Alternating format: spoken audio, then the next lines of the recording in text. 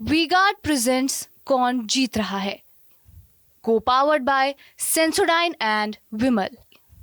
बोलो जुबां केसरी। तमाम खींचतान की चर्चाओं के बीच मोदी मंत्रिमंडल का शपथ ग्रहण हुआ है। विभागों का बंटवारा हो गया और मंत्री अपने अपने मंत्रालयों का कार्यभार भी संभालने लगे हैं। मंत्रिमंडल में कोई बड़ा उलटफेर नहीं दिखा है, ना कोई बड़ा सरप्राइज यहां पर दिखता है। और विपक्ष जो अब तक दावा कर रहा था कि मोदी की यह सरकार नीतीश और नायडू के दबाव वाली सरकार होगी, इस सरकार में दबाव दिखेगा, एक एक फैसलों के लिए कई बार सोचना होगा, लेकिन मोदी की नई टीम में ऐसी कोई तस्वीर दिखती नहीं है जहां दबाव और मजबूरी जैसी कोई चीज हो। तो अब इसके बाद विपक्ष ने नया सवाल खड़ा कर दिया है। विपक्ष ने अब एक बार फिर से कहा है कि सहयोगियों को इस सरकार में झुनझुना मिला है। अड़ी में आज इसी सवाल पर बात होगी कि क्या वाकई यहां पर झुनझुना मिला है या ये एनडीए की एक मजबूत सरकार है। लेकिन उससे पहले आपको दिखाते हैं कि मोदी 3.0 के कैबिनेट की वो तस्वीर कैसी है, जिससे साफ पता चलता है कि ना गठबंधन का कोई दबाव है और ना कोई मजबूरी है। वही भरोसेमंद टीम बरकरार है जिस पर पीएम मोदी के विजन को आगे बढ़ाने की जिम्मेदारी है। और इनमें से कई के पास मजबूत ट्रैक रिकॉर्ड है, तो कुछ नए नाम भी है, जिसमें सबसे बड़ा नाम सबसे पहले राजनाथ सिंह, रक्षा मंत्री। अग्निवीर योजना पर सहमति बनाना, आधुनिक सैन्य क्षमताओं का विकास, आत्मनिर्भर अभियान तेज करना, इनकी जिम्मेदारी अब एक बार फिर से राजनाथ सिंह अपने कंधों पर उठाएंगे। दूसरा सबसे बड़ा नाम अमित शाह, गृह मंत्री और सहकारिता मंत्री। जम्मू कश्मीर में शांतिपूर्ण चुनाव, आतंक नक्सलवाद से निपटना, मणिपुर हिंसा का स्थायी समाधान देना, नए कानूनों का क्रियान्वयन, यह जिम्मेदारी इनके कंधों पर है। इसके बाद जल्दी से तीसरा नाम एस जयशंकर, चीन से सीमा विवाद का समाधान, पाकिस्तान के विक्टिम कार्ड का जवाब, वैश्विक तनाव, युद्ध के बीच बेहतर रिश्ते। चौथा आप देखिए जो चेहरा यहां पर है, जो सबसे बड़ी जिम्मेदारी जिनके ऊपर है, निर्मला सीतारमण वित्त मंत्री। तीसरी बड़ी अर्थव्यवस्था का लक्ष्य इनके पास है, डायरेक्ट टैक्स में सुधार, टैक्सेशन को लेकर इनसे बहुत उम्मीदें हैं लोगों को। इसके बाद आगे देखिए 5वें नंबर पर यहां पर नाम आता है अश्विनी वैष्णव का। इनको रेल और सूचना प्रसारण और आईटी तीनों मिला है। रेल सुविधाओं में सुधार, डिजिटल मिशन को बढ़ाना, डेटा प्राइवेसी पर इनको काम करने का पड़ेगा, अब इनकी जिम्मेदारी होगी। तो ये जो जिम्मेदारियां हैं, ये जो नाम है, इनको देख के आप अंदाजा लगा सकते हैं कि ना तो कोई दबाव दिख रहा है, ना कोई मजबूरी दिख रही है। वही कोर टीम पीएम मोदी की दिख रही है जो वहां पर थी। और इसीलिए हम बात कर रहे हैं कि झुंझुने की बात यहां पर या फिर मजबूरी और गठबंधन का दबाव नहीं है, तो अब ये झुंझुना वाली बात क्यों आ रही है। आपको दो यहां पर बयान सुनाते हैं, सुनिए तेजस्वी यादव क्या कह रहे हैं और फिर एनडीए के जो अलाई हैं, जो जेडीयू के ललन सिंह है, वो क्या कह रहे हैं। दोनों सुनिए आप। काम किसी भी विभाग में होना चाहिए, लेकिन जो बिहार की वजह से आप प्रधानमंत्री बने और मंत्रालय जब बिहार के लोगों को दिया गया, तो कहीं ना कहीं से झुनझुना जो है थमाया गया। काम कोई न बड़ा होता है न कोई काम छोटा होता है, काम काम होता है। और जो आपको दिख रहा है, जो विभाग है, वो दिखने वाला आम लोगों के साथ जुड़ा हुआ विभाग है। इसलिए आप किसी भी चीज में निगेटिविटी को देखते हैं, निगेटिविटी को नहीं देखना चाहिए, पॉजिटिविटी को देखना चाहिए।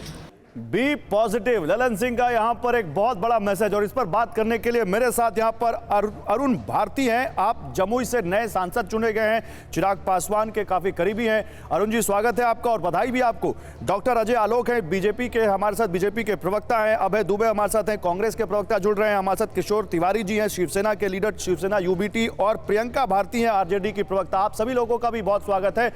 प्रियंका, शुरुआत आज की डिबेट आपसे करूंगा। झुनझुना क्यों कह रहे हैं आप लोग, ये झुनझुना किसको मिला झुनझुना? गौरव जी, बिहारियों से इनको सीट चाहिए होता है, लेकिन जब डिपार्टमेंट देना होता है, कोई भी इस तरह का मंत्रालय नहीं दिया गया है जिससे देश में किसी तरह का बड़ा बदलाव देखा जा सके। सारे बड़े विभाग इन्होंने भाजपा ने अपने पास रखे हैं और बिहारियों को क्या थमाया है? झुनझुना। वाकई आप इतिहास उठा करके देखिएगा तो बिहार को हमेशा रेलवे मंत्रालय तो मिला ही मिला है। और जब लालू जी को भी मिला होगा, आपको याद होगा 90,000 करोड़ का बेनिफिट हमने देश को दिया था, उस पे तो कई जगह। तो आप क्या कह रही हैं, बिहार का कॉपीराइट हो गया रेल मंत्रालय पर? मैं कॉपीराइट की बात नहीं कर रही हूँ, लेकिन भाजपा का कॉपीराइट हो गया है क्या? रक्षा मंत्रालय उनका हो, पीएम पद उनका हो। भाई बिहारियों से आपको सीट चाहिए तो बिहारी को बनाना दीजिए। आपको मालूम है ललन जी को कौन सा मंत्रालय मिला है? मुझे मालूम है। जीतन राम मांझी जी को कौन सा मंत्रालय मिला है? क्या वो जो मंत्रालय है, अच्छा सुनिए, मैं प्रियंका लड़ाई नहीं कर रहा हूं, एक एक करके सवाल पूछता हूं, आप जवाब दीजिए। क्या पंचायती राज मंत्रालय से बिहार के लोगों को पंचायती राज में कोई बदलाव की जरूरत नहीं है? एमएसएमई मंत्रालय जो जीतन राम मांझी जी को मिला है, क्या उससे वहां पर प्राइवेट सेक्टर में सबसे ज्यादा नौकरियां एमएसएमई सेक्टर से मिलता है? क्या बिहार के लोगों को नौकरियों की जरूरत नहीं है? चिराग पासवान, फूड प्रोसेसिंग, बिहार में लीची, आम इतने बड़ी क्रॉप वहां पर होती है, क्या इन दो क्रॉप को फूड प्रोसेसिंग की जरूरत नहीं है बिहार में? देखिए, वित्त मंत्रालय से ही तो पैसा रिलीज होता है। नौकरियों की जरूरत है लोगों को, खास तौर पे बिहार में युवाओं को, तो हमको वित्त मंत्रालय देना दीजिए। हम मांग क्या कर रहे हैं? ऐसा विभाग जिसपे आपने अपना कॉपीराइट समझ रखा है। हमको दे दीजिए, मतलब आप तो सरकार में नहीं भाई। हम भाजपा से हैं तो हमको वित्त चाहिए, हमको प्रधानमंत्री पद चाहिए, हमको मिनिस्ट्री ऑफ एक्सटर्नल अफेयर्स चाहिए, सारा कुछ हमको चाहिए। बिहारियों के पास काबिलियत नहीं है क्या? खाली सांसद आपको चाहिए, लेकिन बिहारी आपको उच्च कोटि के किसी भी राज्य में। अच्छा, मजे की बात यह है कि आज मेरे साथ बीजेपी से भी एक बिहारी हैं, मेरे साथ आज एलजेपी से भी एक बिहारी हैं और आरजेडी से भी एक बिहारी हैं। बताइए भाई अजय आलोक जी, क्यों नहीं दिया वित्त मंत्रालय आपने किसी बिहारी मंत्री को? क्यों दे दिया आपने वहां पर निर्मला जी को? आपने सहयोगियों को झुंझुना क्यों दे दिया? आरजेडी बहुत खफा है भाई आपसे। गौरव जी, मानसिकता बस ये देखिए, इसी को मानसिकता कहते हैं। सरकार में विभाग को झुंझुना मानने वाले और सरकार में विभाग को मलाई मानने वाले, यही मानसिकता होती है, यही फर्क है एनडीए में और बाकी में। ललन बाबू ने क्या बोला? काम कोई छोटा या बड़ा नहीं होता है, काम काम होता है। और एक दो नहीं, 4-4 कैबिनेट मंत्री हैं बिहार में। किसी राज्य में 4 कैबिनेट नहीं है यूपी और बिहार को छोड़ के, लेकिन दिखता नहीं है ना इनको मलाई और झुंझुना। लालू यादव ने 90,000 करोड़ दिए बिहार को, कि 9,000 करोड़ रुपए खुद बना लिए, जिसपे अभी भी केस चल रहा है, लैंड फॉर जॉब। रेलवे में नौकरी देके जमीन लिखवा ली। 18 तारीख को पेशगी है ना राउज एवेन्यू कोर्ट में, जवाब देंगे उसका। सरकार होती है, एक काम करती है। हम गतिशील सरकार है, निरंतरता में सरकार है। 11 वर्ष हो है, 24/7 लक्ष्य 2047। ये कुछ आपने सुना, आपने उनका इमोशन नहीं देखा आलोक भाई, आपने उनका इमोशन नहीं देखा। वो ये कह रही है हमको चाहिए था वित्त मंत्रालय, यानी वो कह रही हैं हम अब छोड़ दीजिए पार्टी लाइन, बिहार को चाहिए था वित्त मंत्रालय। वो खड़ी हैं आज जेडीयू के साथ और जीतन राम मांझी की पार्टी के साथ। तो क्या गौरव भाई अब क्या बात कर रहे हैं? अब 9वीं फेल को वित्त मंत्रालय दे दें? अगर एनडीए ज्वाइन भी कर लेंगे तो क्या 9वीं फेल को वित्त मंत्रालय देंगे आप? एंटायर पॉलिटिकल साइंस हमको चाहिए वित्त मंत्रालय, हमको चाहिए वित्त मंत्रालय, हमको चाहिए वित्त मंत्रालय। बीच में आप क्यों बोल रही हैं? बीच में मत बोलिए ना, बीच में बोलने का फायदा नहीं है, अपने समय पे बोलिए। बात यह है कि यहाँ पे निरंतरता में सरकार चल रही है। सरकार का नहीं, प्रियंका सरकार चल रही है। देखिए गौरव जी, ऐसे डिबेट नहीं। प्रियंका नहीं, नो प्रियंका 1 by 1 आप अभी आप आपत्ति जताइएगा, आपकी आपत्ति का पूरा सम्मान होगा, लेकिन एक एक करके। एक मिनट प्रियंका, गौरव जी आप भी टोकिए उन्हें। नहीं, बिल्कुल टोकेंगे आप। 1 मिनट उनको बोलने दीजिए। अजय आलोक बोलिए। भाई मुझे किस चीज पे टोकेंगे? मैंने कहा कि 9वीं फेल को वित्त मंत्रालय दे दें, तो उस पर क्यों मिर्ची लग रही है? मैंने तो ना नाम लिया ना कुछ किया, मिर्ची क्यों लगने की बात है? मैं तो एक जनरल बात बोल रहा हूँ ना भाई। पढ़ा लिखा समझदार व्यक्ति जो वित्त की जिसको अंडरस्टैंडिंग होगी उसी को ना वित्त मंत्रालय दीजिएगा। हाँ, जब मैंने कह रहा हूँ निरंतरता में सरकार चली आ रही है, तो निर्मला सीतारमण जी पिछले 5 वर्षों से वित्त मंत्रालय देख रही हैं, राजनाथ जी पिछले 5 वर्षों से रक्षा मंत्रालय देख रहे हैं, गृह मंत्रालय पिछले 5 वर्षों से अमित शाह जी देख रहे हैं, जयशंकर जी पिछले 5 वर्षों से विदेश विभाग देख रहे हैं। ये निरंतरता में जा रहे हैं। जितना उन्होंने नींव बनाई है, अब उस पर इमारत खड़ी करने का समय आया है, तो क्यों हम बदलाव करेंगे? ये ट्राइड एंड टेस्टेड हैं। आपने तो बदलाव करने की कोशिश की थी ना, घमंडिया लाके, जनता ने रिजेक्ट कर दिया। एक भी दल 100 का आंकड़ा नहीं छू पाया। पूरे घमंडिया का मिला दीजिए तो 235 हम तो हमारे भाजपा से भी कम है, एनडीए तो बहुत दूर की बात है। तो कहां से ही भाई? देश ने मोदी जी को मैंडेट दिया है, देश ने एनडीए को मैंडेट दिया है। हम सरकार एक मजबूत और क्लियर विजन वाली सरकार चला रहे हैं। अच्छा, कोई इफेक्ट नहीं है, कोई थॉट नहीं है। आपके जो अलाई हैं उनसे बात कर लेता हूं। अरुण भाटी हमारे साथ हैं। अरुण जी, आप विपक्ष की इस बात को कैसे देखते हैं? वो कह रहे हैं आप लोगों को झुंझुना दे दिया गया है, बिहार के जो भी अलाइज हैं एनडीए के उन सबको झुंझुना दे दिया गया है। तेजस्वी यही कह रहे हैं, संजय सिंह यही कह रहे हैं। बताइए आपको क्या मिला है भाई? गौरव जी, मुझे ये बताइए कि जनता की समस्याओं का निवारण जिन डिपार्टमेंट से, जिन विभागों से भारत सरकार करती है, क्या उनको आप झुंझुना कहिएगा? अब 9वीं फेल को न झुंझुना में और भारत सरकार के डिपार्टमेंट के थ्रू जो समस्याओं का समाधान होता है उसमें फ़र्क तो नज़र आएगा नहीं।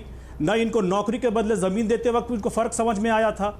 आप ये बताइए, जो चिराग पासवान जी को हार की बधाई दे रहे थे, चिराग पासवान जी इतने बड़े मतों से आगे निकल गए। ये 9वीं फेल को न चुनावी प्रक्रिया, न चुनाव लड़ना आता है, 9वीं फेल को न ही ये समझ में आता है कि प्रशासनिक कार्य कैसे किए जाते हैं। देखिए इनका ये नीति, नियत और चरित्र है। मैं अभी ये इसको मलाई के रूप में देखते हैं, झुनझुने के रूप में देखते हैं, जिससे ये जाकर के अलग अलग लोगों को जोड़ तोड़ करके समस्याओं से इनका कोई मतलब नहीं है।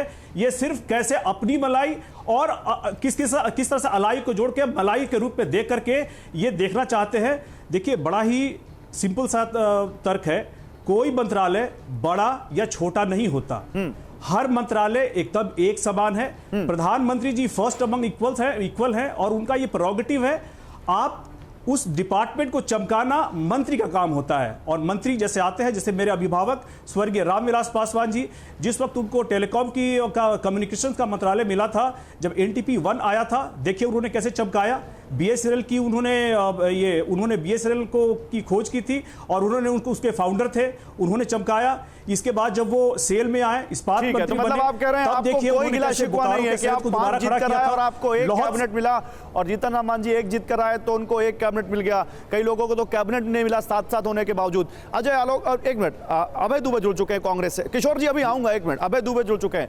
अभय जी, तो सवाल यही है, ना तो गठबंधन की कोई मजबूरी है, ना कोई यहां पर दबाव है। जिस तरह से मोदी 3.0 की कैबिनेट है, साफ दिख रहा है कि कोर टीम इंटैक्ट है और जो उनका मिशन है वो फास्ट फॉरवर्ड मोड में चलेगा। अब वो किसी अलाई को कोई मंत्रालय दें, अलाई को वो मंत्री पद दें ना दें, ये तो उनके घर की बात है ना भाई। फिर विरोधियों को, विपक्षियों को क्या दिक्कत है इसमें? गौरव जी, बगैर विश्वविद्यालय की शिक्षा अर्जित किया हुआ आदमी लोक विद्या का धनी माना जाता है। बार बार ये कहना 9वीं फेल, 9वीं पास, फर्जी डिग्री की बात की नहीं चैनल पर। फर्जी डिग्री धारी अगर देश चला सकते हैं तो 9वीं पास कम से कम उससे बेहतर साबित हो सकता है।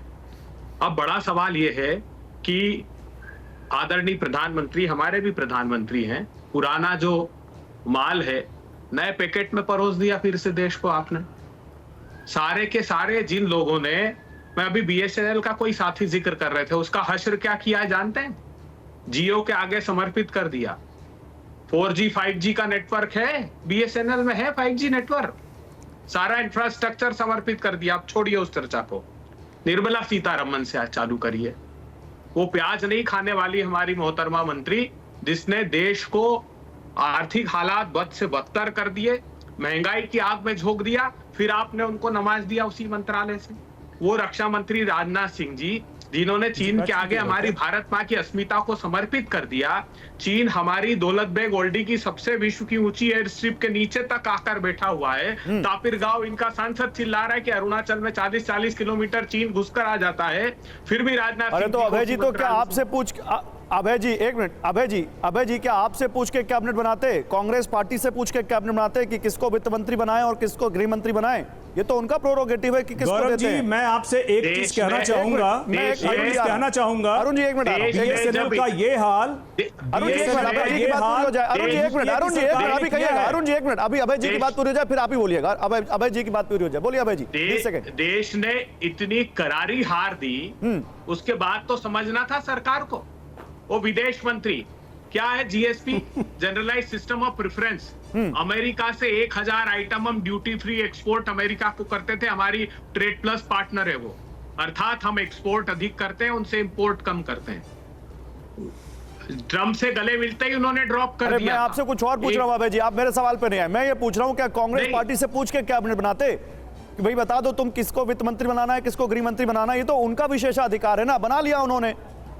तो फिर ये मेरा विशेषाधिकार है भारत के नागरिक और प्रतिपक्षी दल होने के नाते कि मैं समालोचना सरकार की करूं, अगर गलत निर्णय हो तो उस पर सवाल खड़ा करूं, और ये एंकर का भी दायित्व है कि वो सरकार से सवाल पूछे। अगर प्रतिपक्ष पूछता है तो प्रतिपक्ष से ऐसा सवाल नहीं किया जाता। ये मेरा नैतिक दायित्व। देश की जनता ने मुझे क्या निर्देशित किया है, कि सरकार को सही रास्ते पर चलाइएगा। सरकार अगर गलत दिग्भ्रमित हो, गलत रास्ते पर जाए तो उसको सही रास्ता चलिए, ये आपका, ये बात मैं मानता हूं, ये बात मैं मानता हूं, ये बात मैं मानता हूं, बिल्कुल मानता हूं। आपका दायित्व है, आपका विशेषाधिकार है कि आपको इस देश में लोकतंत्र के तहत अधिकार मिला हुआ है। एक मिनट, अभी अरुण भारती आपको कुछ जवाब देना चाह रहे हैं, वो सुन लीजिए फिर।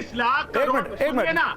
अरे गौरव जी 10 सेकंड तो दीजिए। गौरव जी 10 सेकंड गौरव जी नहीं वो बोले, ये बताइए, रामविलास पासवान अरुण भारती रुक जाइए, अबे आप अभय दुबे की 10 सेकंड में बात पूरी जाने दीजिए। एक मिनट अरुण भारती रुक जाइए, एक मिनट अभय दुबे की बात पूरी हो जाए। अरुण भारती रुक जाइए अरुण भारती 10 सेकंड बोल दीजिए अभय दुबे जल्दी। 40 लाख करोड़ रुपए का पेट्रोलियम प्रोडक्ट में डाका डाला, हमारी जेब से निकाल लिए, वो वापिस बना दिया आपने पेट्रोलियम मिनिस्टर। वही 100 रुपए पार, 200 रुपए पार पेट्रोल डीजल। अरे देते ना चिराग पासवान को कंज्यूमर अफेयर्स का, देते जो आदरणीय रामविलास पासवान जी के पास मंत्रालय था। कितना जबरदस्त काम किया उन्होंने, कम से कम वो अनुभव होता।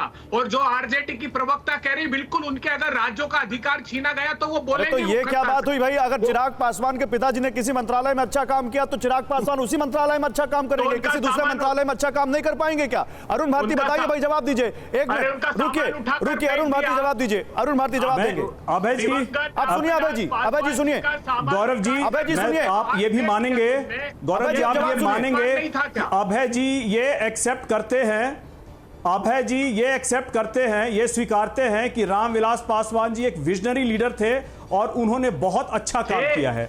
अब इसी हिसाब से मुझे ये बताइए, जब इतने अच्छे लीडर थे, इतने विजनरी लीडर थे, एक मिनट मेरी बात हो जाने दीजिए, मेरी बात पूरी हो जाने दीजिए, मेरी बात पूरी हो जाने दीजिए गौरव जी, मेरी बात पूरी हो जाने दीजिए। मैं 15 सेकंड लूंगा आपसे। जब उन्होंने बीएसएनएल की स्थापना की थी तो उन्होंने इस विजन के साथ किया था कि मैं भारत की जनता के पास टेलीकॉम मोबाइल फोन सस्ते में लेके जाऊंगा, और वो सस्ते में लेकर के आए थे। WOL के थ्रू उन्होंने एसटीडी के रेट कम करवा दिए थे, लोकल कर दिया था। इतना अच्छा स्थापना हुआ था बीएसएनएल का, और इसका पूरा का पूरा मटिया मेट किया था यूपीए की दोनों सरकारों ने। ये मैं करेक्शन दिलाना चाहूंगा आपके मोदी साहब ने। क्या बात कर रहे हैं, दोनों दोस्तों को उन्होंने समर्पित कर दिया चरणों में उनके। वीगार्ड प्रेजेंट्स कौन जीत रहा है, को पावर्ड बाय सेंसोडाइन एंड विमल। बोलो जुबां केसरी।